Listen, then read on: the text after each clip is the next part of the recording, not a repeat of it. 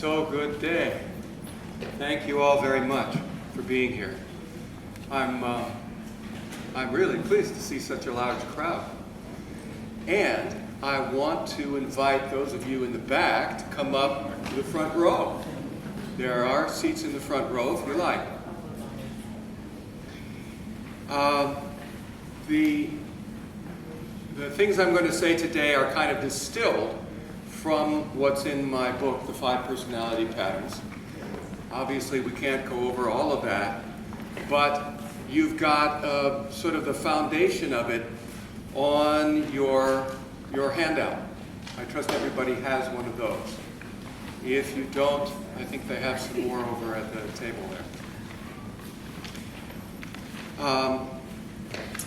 So let's go ahead and get started.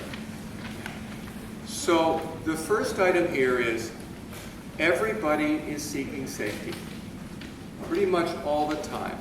Most of a person's behavior at some level is about trying to find a way to feel safer, especially if the person is feeling distressed. Now, this isn't obvious a lot of the time, but you'll find as you get familiar with these 5 different safety strategies, these 5 personality patterns actually come out of 5 different safety strategies, and we're going to go through those today.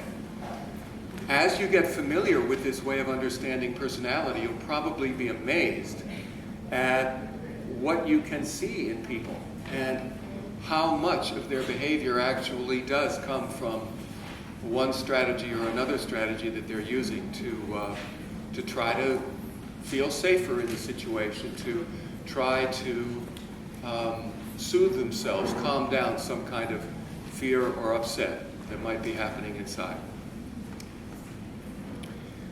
So this starts from the simple fact that as children, we all have problems, and we all have to find ways to solve our problems. Now, ideally, our parents are really wonderful at soothing us, and maybe they're doing a great job of it. But we still have lots of times when we need to find a way to soothe ourselves. We need to find a way to somehow turn down the sense of overwhelm in our own system, the sense of too much charge arising in our own system. So you can watch a kid go through different options and basically settle on a couple of them. It's important to notice that a person typically uses 2 of these 5 options, and I'm going to go through the 5 in a moment.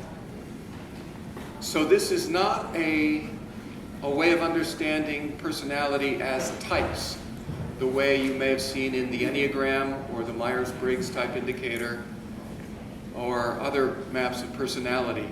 This is not about you are a certain type, birth to death, end of story. This is rather your real self is here when you're present, when you're able to be here in the here and now. But when you get distressed, you will go into some strategy to try to modulate your distress. Now, in order for any of these strategies to work, you have to be able to pull it off as a child. And as we go through them... Oh, okay. It's all right. Yeah. Okay, we're getting all the way back. Okay. I think we've got it. So, as we go through these 5 different strategies, you'll notice that you have to have certain talents just to make one of them work for you. So if, as a child, you can't pull it off, you can't make it work, you'll move on to another one. You can watch a child often go through all 5 and find the ones that work and stick with those. So let's go through the 5. First one, the one that happens earliest, is the strategy is simply to move your energy away, to move your attention away from your body and away from whatever is distressing you. Basically to abandon ship. This is something that a child can do even in the womb. So it's important to remember with all 5 of these that, especially for a child who's 6 months old or a year old, they can't fight back, they can't talk back, they can't get up and physically run away. Their options are very limited. What they can do is they can move their life energy and their attention in some fashion. So the first one is move your energy away. Get out of the body. That gives rise to the leaving pattern. If a person becomes habituated to, when in distress, get out of here, then any time that they feel too much charge in their body, the thought in the mind is, I've got to get away. And getting away in adult life might look like leaving the situation. It might look like avoiding any kind of difficult situation in the first place. It might be dissociating, just leaving your body. I don't mean here that every time any person dissociates that they are necessarily using the leaving pattern, but it's fairly likely. Anybody can dissociate, but if you have a habit of doing it, then you might be using this particular safety strategy. So that's the simplest one. First, leaving pattern, get out of here. Second is called the merging pattern. And instead of getting away, you move your energy, your life energy, and your attention towards the other person, even if it's the person who's upsetting you, and you try to get them to help you. It's an appeal for help. It's you fix it for me, you do it for me. Now, this is obviously what a child does a great deal of the time. This is a very natural move that a kid makes when they're distressed. They cry out for help. It only becomes a defense strategy if you get locked into it and you keep doing it for years and years and years and even into your adult life. You know, this is an adaptive survival strategy for a child of 6 months or a year. In a person 25 years old, it's kind of less attractive. But in a person of 25, what it will look like is a feeling of helplessness and a constant appealing to the other for help. You do it for me. I really don't know. Can you do this for me? Can you? Or just talking about the distress without actually asking for help, but a kind of endless saga of complaints. Sort of, oh, I don't know what to do. It's so hard. It's so hard, right? Until you go, I'll do it myself, right? Okay, number 3. I want to see where I am in time. Number 3, the enduring pattern.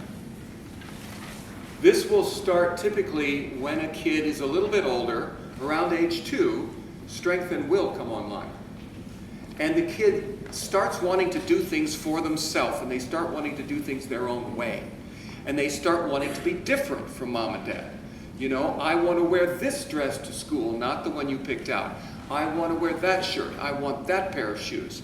I don't want to go over here where you want. I want to go over there. I don't want to eat what you give me. I want to eat something else.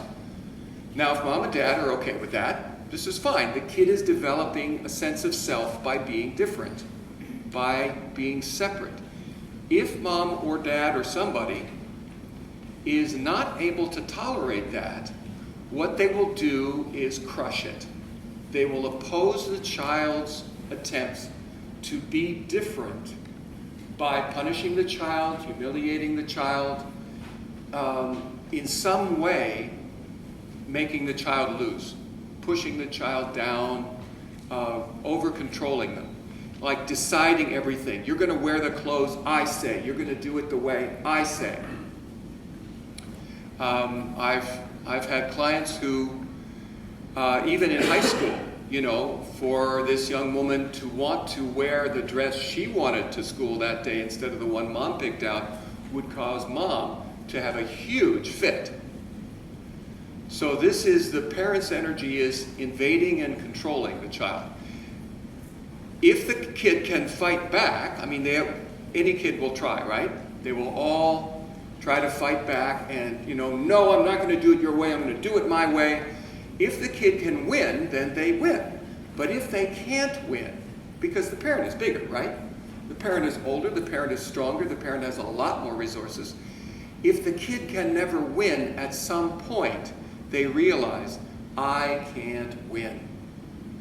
And they make the only other decision possible, which is, I'm not going to fight anymore. I am going to pull my energy in and send it down, and I will not send my energy out into the world as self-expression or as action. I will keep it in and send it down into the ground and kind of hunker down and hide.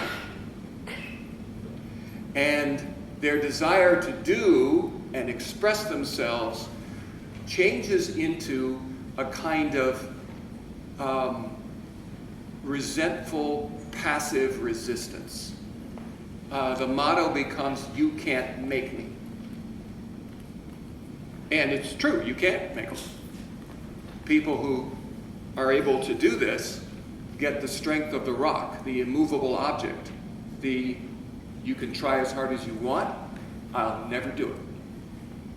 And I won't actively oppose you, but somehow along the line it just won't come out the way you want it.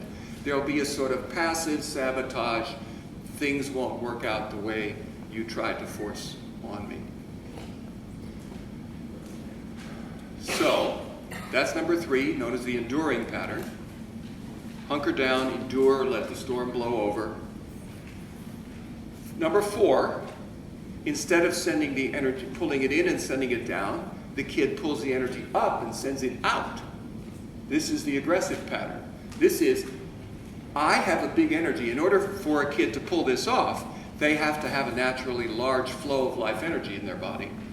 They have to be able to pull up enough that when they have a fight with the parent, they can win most of the time. So they learn to bring their energy up in their body and send it out and do stuff. And they want to be big and strong and active and be in control of the situation, want to dominate the situation. So the strategy in adult life becomes to be bigger, stronger, more intimidating, sometimes to become a bully. Certainly, that's an option. On the best side, this is a person who's a charismatic leader of something good. On the bad side, it's a charismatic leader of something that's a really bad idea, or simply a bully, or a dictator. But someone who wants to be in control, wants to be bigger, and is very focused on bringing up more energy and sending it out. And by sending it, I mean actually throwing energy at you. With life energy, if a person pulls up a lot of energy, say you're having an argument with somebody or a discussion, and you're disagreeing, and they want you to stop disagreeing and just comply. If a person can bring up enough energy, I see some smiles in the audience, people going, oh, I know this one. If the person can bring up enough energy and hurl it at you, it will disorganize you. Your system will get disorganized and you'll forget what you were saying and what you were trying to do, and you'll sort of start flopping around and they'll be able to beat you. It's a strategy for winning. So people who do aggressive pattern like to fight, and they're good at it. So, if, these are the kids who won the fights with mom and dad. Fifth pattern, known as the rigid pattern. The situation for the child here is a little bit different. It's not exactly, it's not such an overt wound in childhood. It's more something that did not happen. It's that instead of mom, dad, the babysitters, whoever was in charge, whoever was important, instead of the adults seeing the child's essence, the child's heart, the child's inner life, and valuing that, those people saw only the child's surface, the child's performance. Are you wearing the right clothes? Is your hair combed? Are your teeth brushed? Is your posture good? Are you using correct grammar? Are you getting good grades in school? Are you winning the spelling bees? Are you winning the swimming meets? You know, how good is your performance? So the person, in effect, stops paying attention to their inner life. And instead, they pay attention to their superficial performance, and they start performing themselves. Instead of being themselves, they start performing themselves. Now they can become very good at performing themselves. Mitt Romney was kind of the poster child of this, if you remember the last election 4 years ago. Here's a man with a great deal of accomplishment in the world. Very successful in business.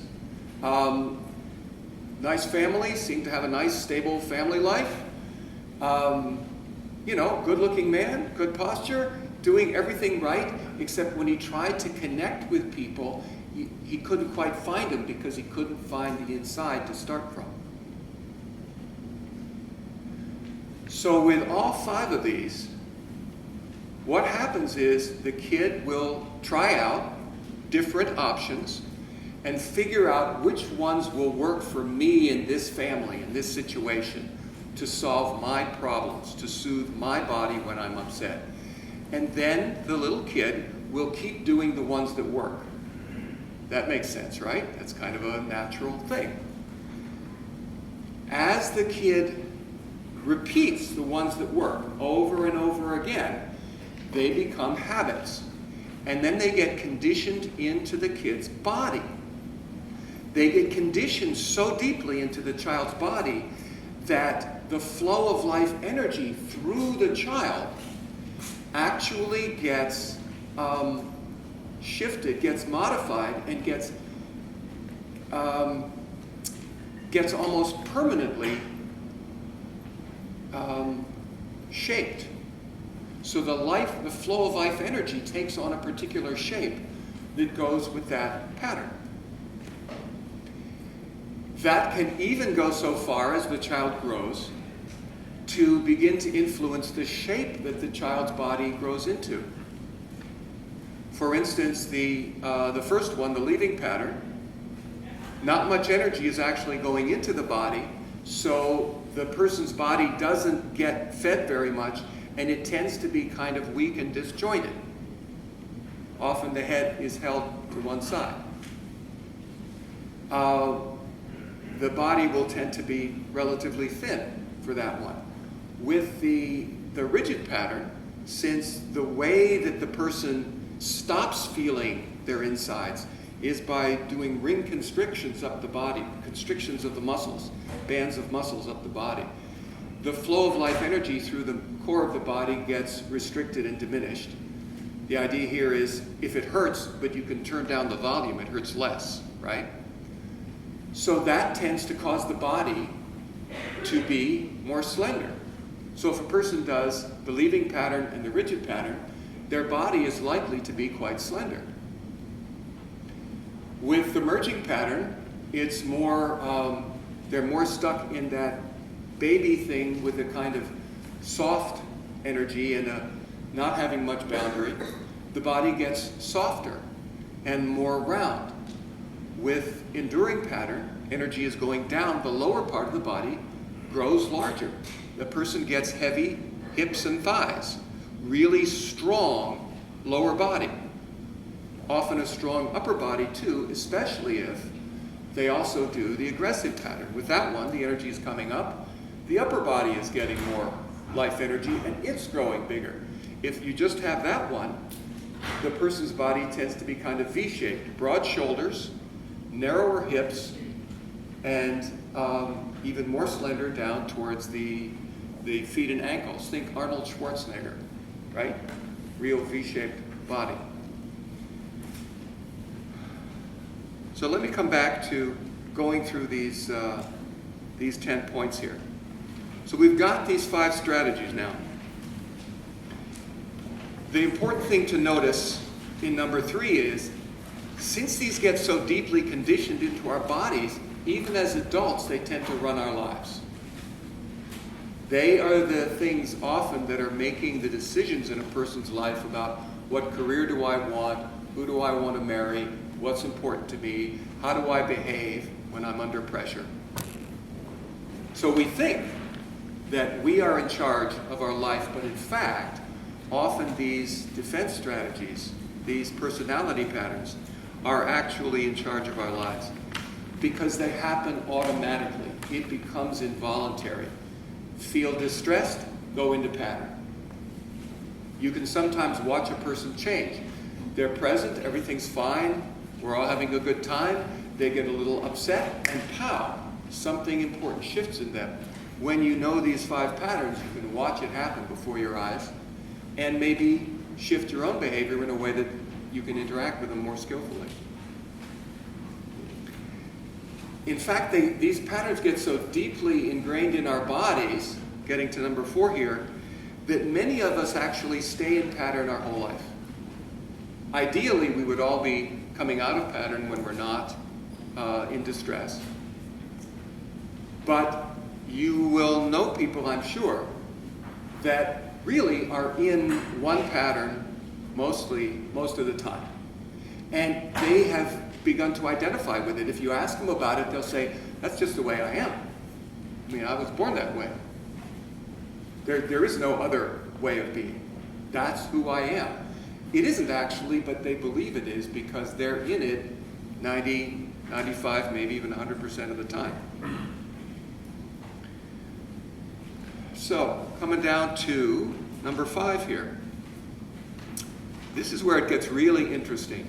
Being caught in a pattern distorts our thinking and our feelings. It even distorts our raw perceptions. So when you're in one of these safety strategies, you're no longer actually present in the here and now. You're getting a filtered version of the here and now. Your safety strategy, your pattern, is determining what is important enough to pay attention to. So you are seeing the world differently than you would if you were present. And you're seeing it way differently than the person standing next to you who's in a different pattern. You might be looking at the same scene, same situation, but the two of you are watching for different parts of the situation, and so you're actually seeing the event very, very differently.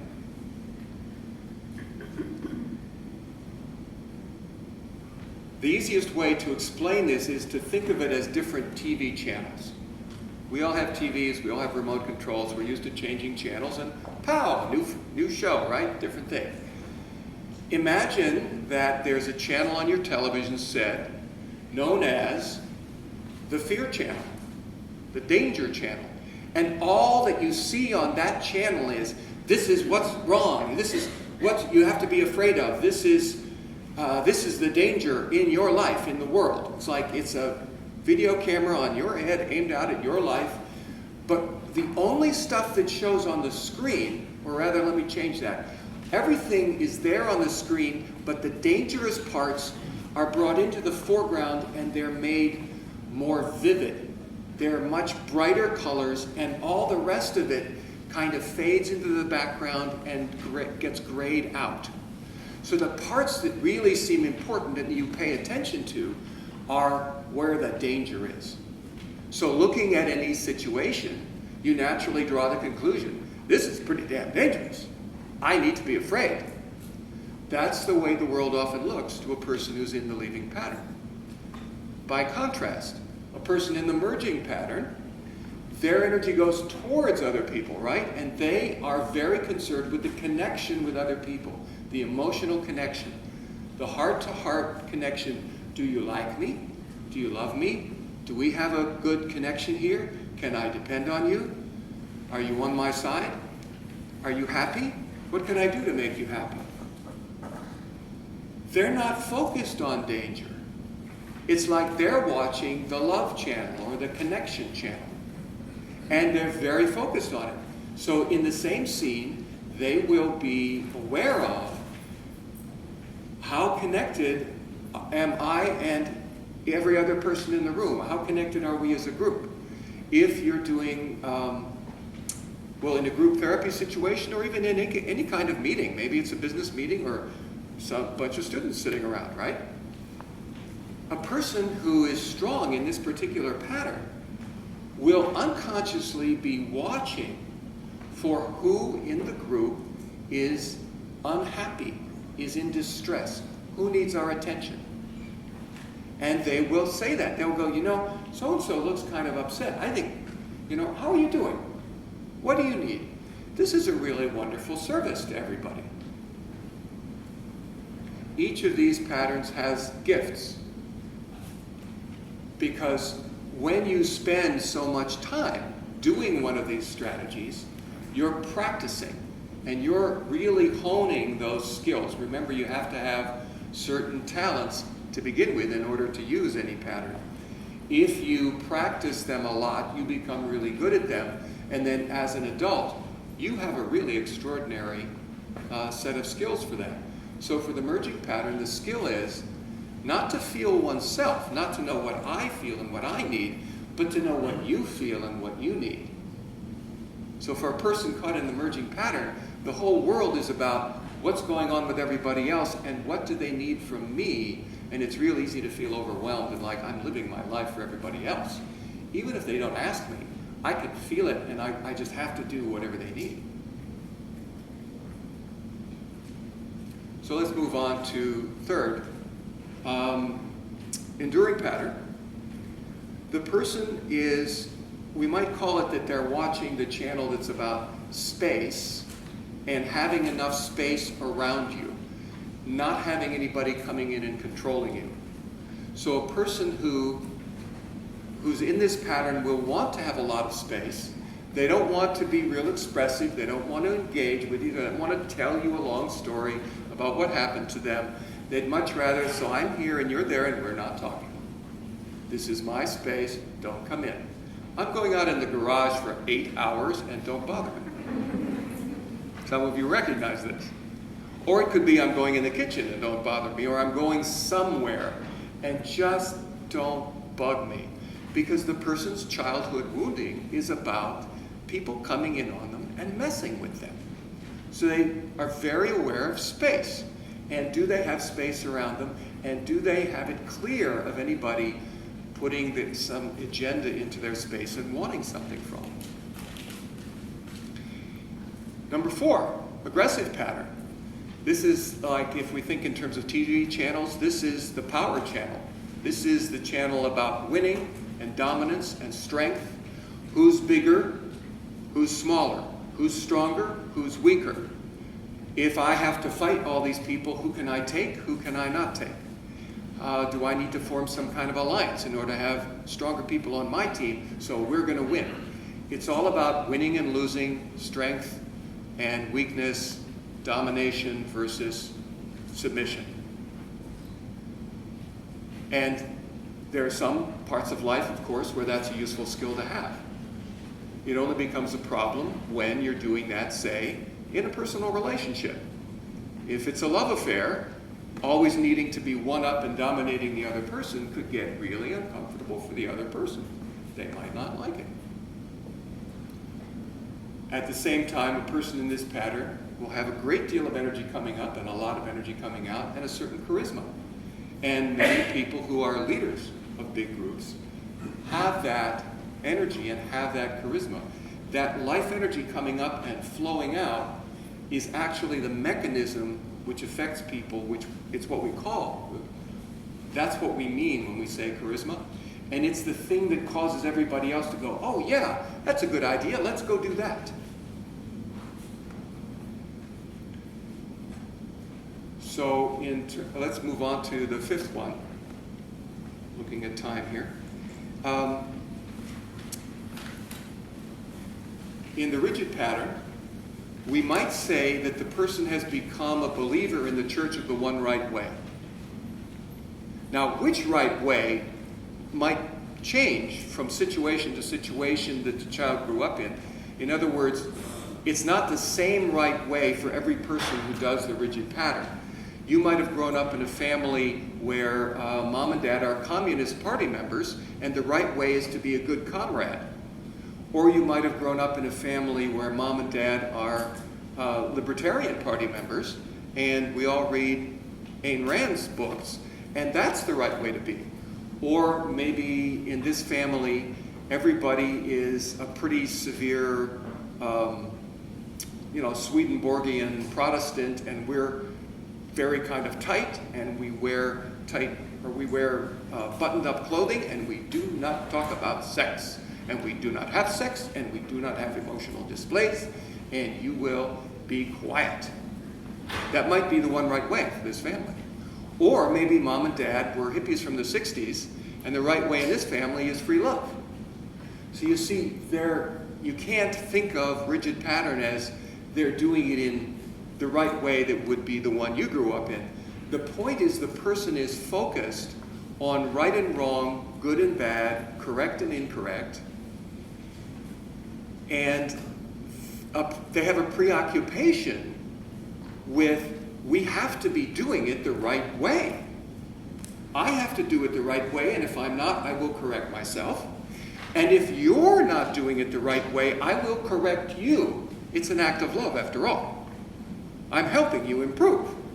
Don't you get it? Don't you feel loved when I say, no, that's not the correct grammar. This is the correct grammar. Strangely enough, people who do not do rigid pattern don't feel loved when you correct their grammar. They don't understand this we all have to improve thing.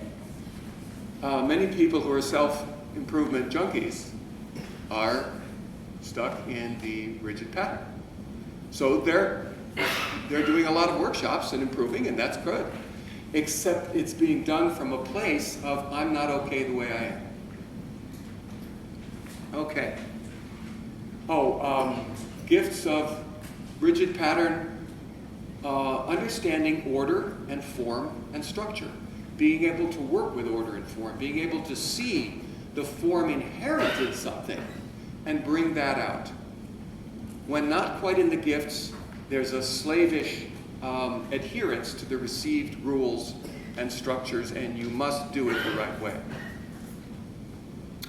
For leaving pattern gifts, this is a person who's able to get out of their body easily, right? So they can not only leave their body, but they can go back to the spirit world. And they can go to other dimensions. For them, this physical dimension is just one option. It's not the whole ballgame, guys. It's not even a very interesting one. There are so many more interesting dimensions to go to. And you can go there and get stuff and bring it back here. So many of the people in the world who are the most creative, who are the seminal thinkers in various disciplines, do the leaving pattern, have this highly developed capacity to move their attention to other dimensions, and they go there and they bring stuff back. Think Albert Einstein, Nikola Tesla, Mozart.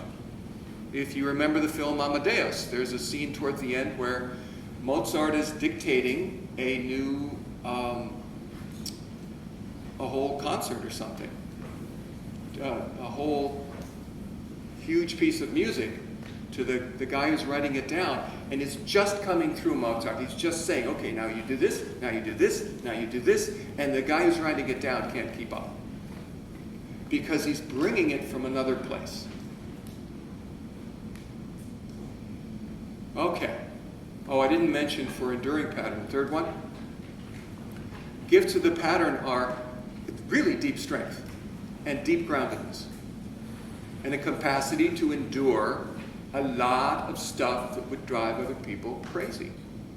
You can be a really good diplomat or mediator if you have this capacity, because you can sit there in the meeting or in the, the diplomatic situation where each person from their own country or with their own agenda gets up and they do their whole song and dance about we're right and everybody else is wrong, and they pitch a big fit and try to convince you, and you just sit there and let the storm go past and then stay on track. Real endurance, real capacity to just keep going. Okay, I think I got all this. Let me go on here to number 8, which is the problem that,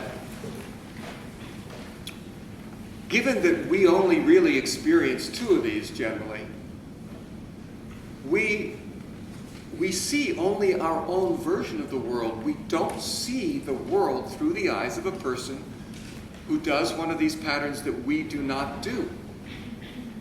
So we think we're seeing the whole world. If you think of the whole experience of the world as 360 degrees, maybe we're seeing 90 degrees of it, but we're not seeing the rest of it. For instance, a person in the leading pattern is listening to the psychic channels. They're not that interested in the words someone is saying. A person in the rigid pattern is very interested in the words. They're not listening to the psychic channels. They're listening to the words, and you better get the words in the right order, or their whole system kind of gets stuck on, you didn't do that right. So we go through life with this misunderstanding, this belief that we are seeing the world in its entirety and we're seeing it accurately. And everyone else is seeing the same world we're seeing. And then we say, well, what did you think of that? And the other person describes something that's totally foreign to us. And we think, what happened here? How can you not see what I see? Because we don't realize that they are looking at it through a completely different set of filters. And they did actually see a different thing than we saw ourselves. So typically, what will happen if we don't have a map of personality like this to help us sort it out? Typically what will happen is we'll try to account for that difference by going into judgment. And we'll say, well, either something's wrong with them or something's wrong with me. We'll say, well, they didn't agree with me so clearly. They're stupid. I don't know what's wrong with them. But clearly, they have no idea about the truth. Or, if your favorite habit of judgment is to judge yourself, you'll see that they have one version and you have another, and you'll think, oh my God, what's wrong with me? I mean, I'm so deficient. I thought I understood this, but obviously it was different because they saw something different. You'll judge yourself, you'll doubt yourself. It's probably familiar to many people here. It's doing one or the other.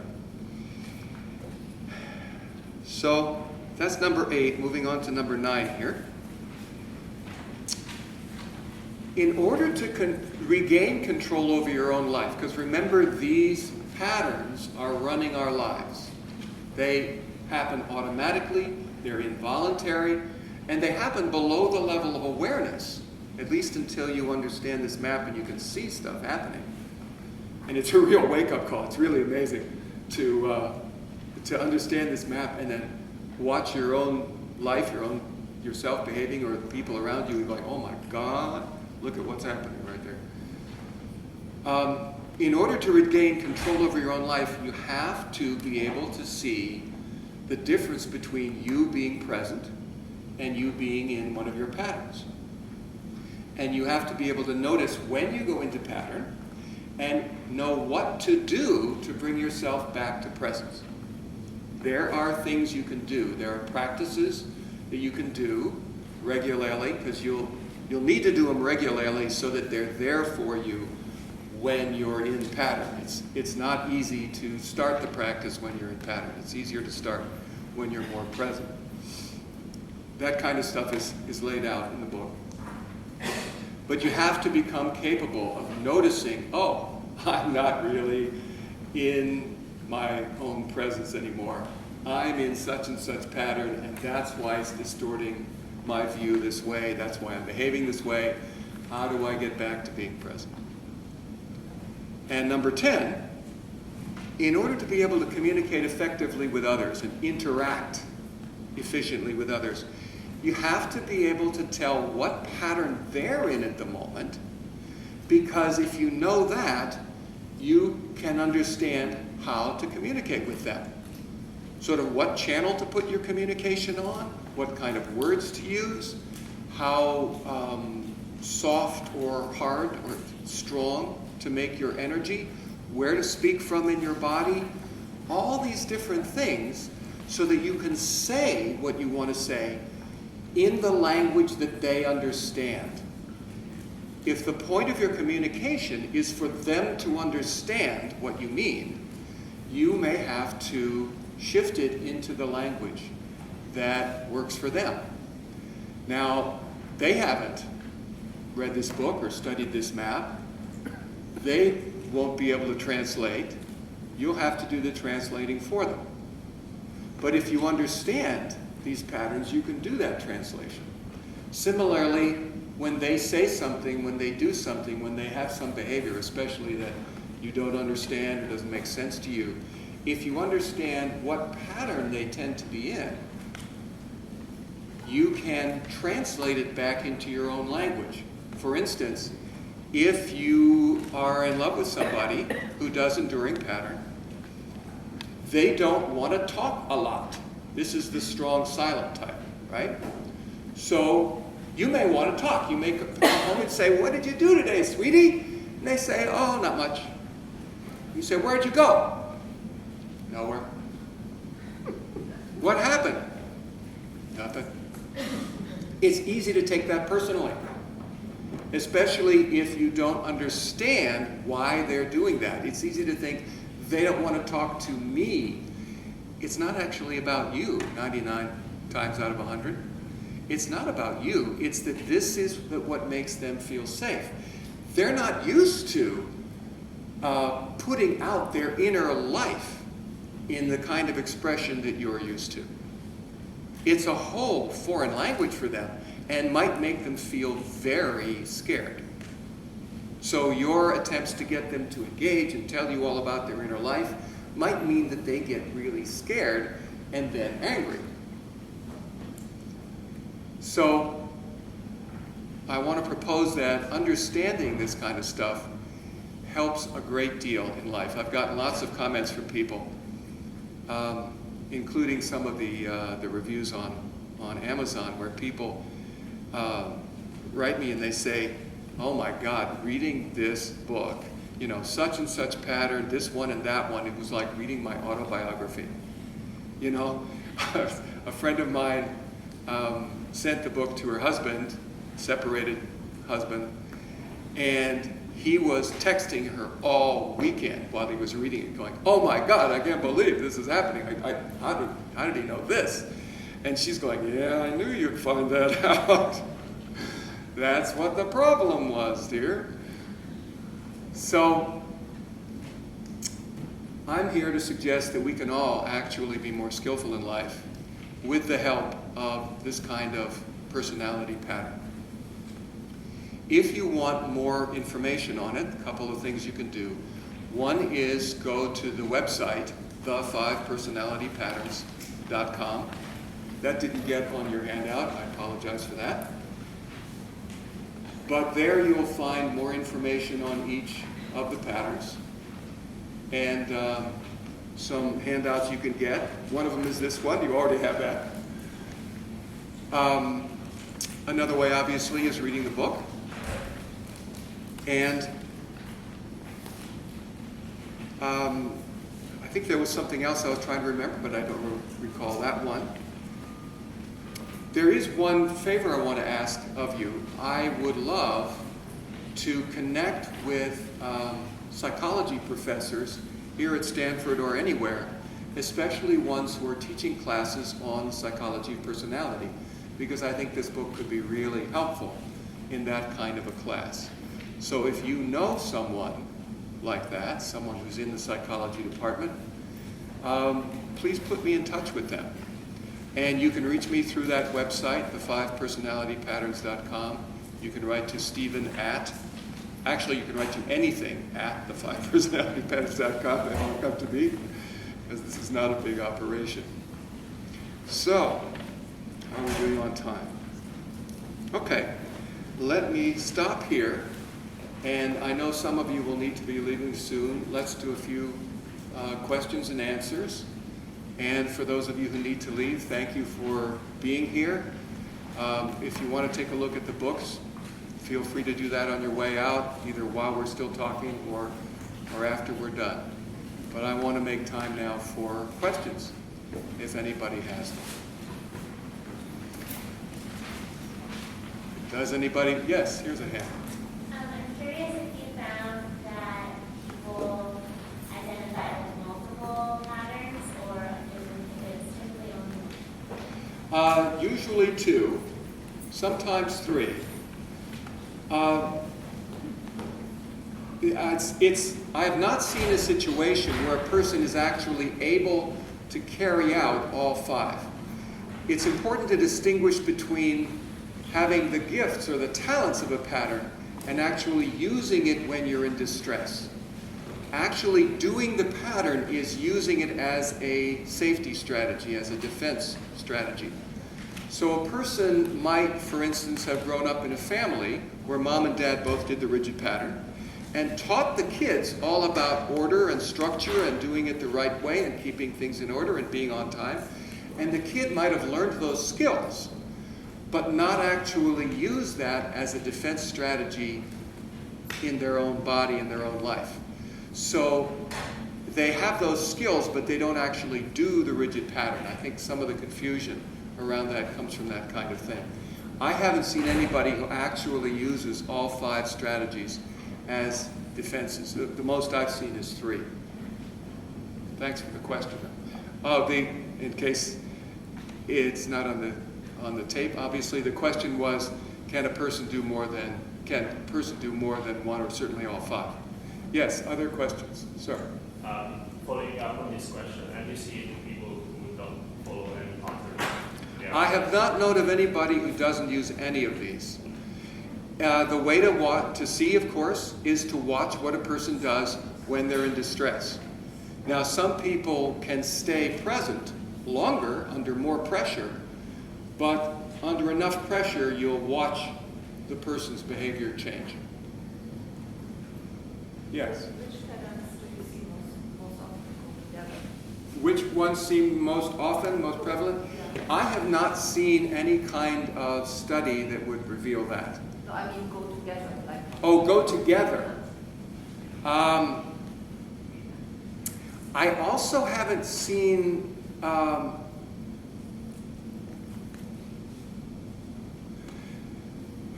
frequently a person will do 2 patterns that are either at the beginning or the end of the series. Like they'll do leaving and merging pattern together, they'll do aggressive and rigid pattern together. But then there are also people who do leaving and rigid. So it seems pretty well spread out. You have My question was going to be that people who exhibit aggressive pattern, do they ever go into any other patterns? Like Oh yeah, stance, a person who does aggressive pattern will have another. Each of these patterns, the person may do one pattern 90% of the time and the other pattern only 10%. And a person, especially if they haven't done much inner work, a person will tend, when they're under pressure, they'll go into one pattern first, and if that's handling the situation, they'll stay there. But if it's not handling it, they'll shift into their backup pattern. Sometimes a person will go into their primary pattern and immediately shift into their backup because they don't really like what happens in their primary pattern.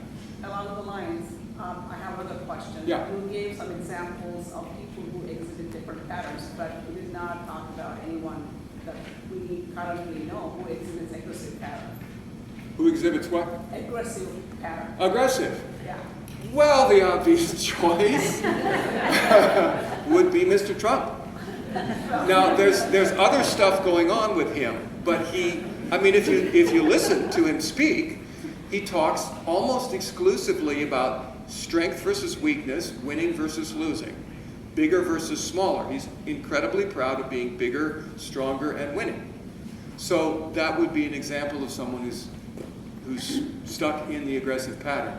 And there's other stuff going on too. Another, yes? I'm sorry, I kind of missed when you were going through the gifts of the different patterns of the talents on the merging one. Could you Maybe I missed it. expand that a little bit more? Maybe I missed it. The capacity to feel what's going on in other people, missing what's going on in self, but in other people, to read other people, to respond to other people. A person who does this pattern typically is very good at interacting with other people. We'll think of them as a people person. They also, in the gifts, are capable of really tuning into a very strong, radiant love and just flooding the space with that love. They have a reputation for being wonderful lovers because they want to please you, and they're good at reading you, and they're really good at acceptance and love. Things can get a little dramatic on the downside, but yes? Can you talk a little bit more specifically about how to tap into that love and radiate that love? Wow. How to tap into that love. You have to clear out an awful lot of junk and trauma that's in the way first. The problem with trauma is it gets in the way of being present. So clearing out trauma is really important in order to become more and more capable of being present. Meditation practices and attentional practices are really helpful for presence, but many people in many meditation schools, I've done that myself for decades, find out that they may be diligent in their meditation practice, but really, most of the time, it's just a critic attack. Their inner critic is yelling at them, going, well, you're not doing this very well. You're clearly not a very good meditation student. I don't know why you bother with it. Right? So that's pretty disheartening. Clearing out the trauma is really the key. Now, I'm a psychotherapist, and I use energy psychology tools for clearing out trauma. My favorite is the tapping thing, emotional freedom technique. So using that along with this map of personality can be very efficient. Understanding the map, you can get a really good idea of where shall we look for the core wounds in this person's life. Then we find those wounding events, clear out the trauma using the tapping process, and it's possible to get really life-changing healings pretty quickly. Yes, ma'am? Can you give an example of you're present and you see what is happening, but the other person is stuck on the aggressive side, right? So how being present helps you? Right. Someone we know, I take it. So if you're able to be more present, a person who's stuck in aggressive pattern is focused on the core of the body. They are projecting their energy from the core, and unless you have a strong felt sense of core in your body and you are speaking from there, they will almost not hear what you're saying. They won't believe you. You have to develop a felt sense of core, which is a good thing to do anyway, because that's where your sense of self resides. If you're doing some kind of inner work and you're working on developing a felt sense of self, focusing on core and developing core is really the fundamental practice for that. You have to be able to tune into your own core and speak from there, straight, core to core, to that person in the aggressive pattern. Then they'll believe you. You have to be able to basically do a strong hit. Now, the strength that will make them believe you and relax is enough strength that will probably make someone else want to leave the room. Somebody, for instance, who does leaving pattern, who doesn't have much energetic boundary, is very sensitive. By the way, highly sensitive person, book and idea, that's leaving pattern. So that's a person who doesn't have enough filter, and this stuff comes in on them too fast. They have a hard time distinguishing inside from outside. So if you speak from your core forcefully to the core of a person in leaving pattern, they're going to feel overwhelmed. That's not helpful. So is that a helpful example of how to do that? There are a lot of clues like this or instructions like this in each of the big chapters in the book, including a section in aggressive pattern on the difficulty with apologizing. You have a question? So based on your experience and knowledge, what two categories can you put Hillary Clinton in? I think she does rigid pattern. Huh? Certainly one of them. Rigid? I'm not sure of the other. Okay.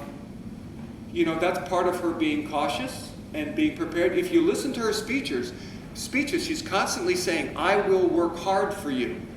And hard work is one of the really strong values of rigid pattern. A person who's really stuck in the pattern believes it has to be hard to be good. We can't play until the work is all done. By the way, the work is never done. And it's really not safe to play, because if you play, something spontaneous might happen, and we might, my God, something might get out of this cage we've built inside. We might do something or say something that's incorrect, because after all, we have these feelings and I don't know what to do with them, and they feel kind of foreign.